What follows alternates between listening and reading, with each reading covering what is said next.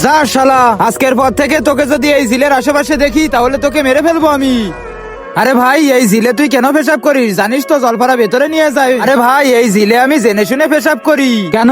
তার কারণ ওর অনেক সুন্দরী একটা মেয়ে আছে যার সাথে আমার অনেক ভাব। ভাই 1 মিনিট দাঁড়া, আমি এখনই আসতেছি। জলদি আমি এই ঝিলে পেশাব করি। হ্যাঁ, চলে এসেছি আমি নদীর ভিতরে। ওই হই জলপরি, তুই আমার সাথে দুনিয়াতে চল, 20-30 বাচ্চার মা বানিয়ে দিব।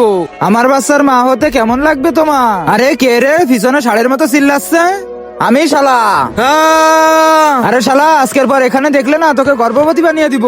আরে ভাই সত্যি ওই জলপাড়ার মেয়ে অনেক সুন্দরী। কি সত্যি? তোরা 1 মিনিট দাঁড়া ভাই, আমি এখনই আসতেছি।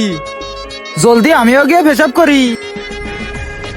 হ্যাঁ, চলে এসেছি আমি। ওই তো জলপরি দাঁড়িয়ে আছে, যাই ওর কাছে।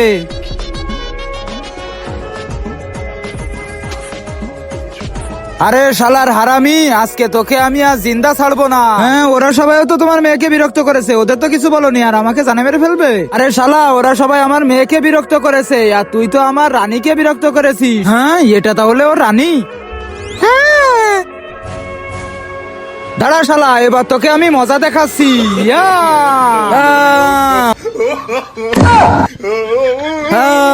আরে শালা জলপারা আমার পিছন দিয়ে খাম্বা ঢুকিয়ে দিয়েছে, জলদি আমাকে টেনে বের কর।